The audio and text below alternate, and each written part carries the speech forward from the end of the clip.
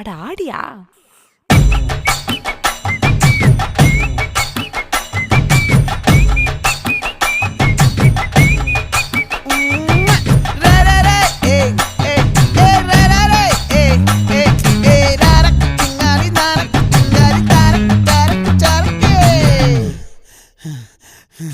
விளைஞ்சிருக்கும் என் வெத்தலை கொடி, அட வளைஞ்சிருக்கும் ஒரு சன்னல் வெடி.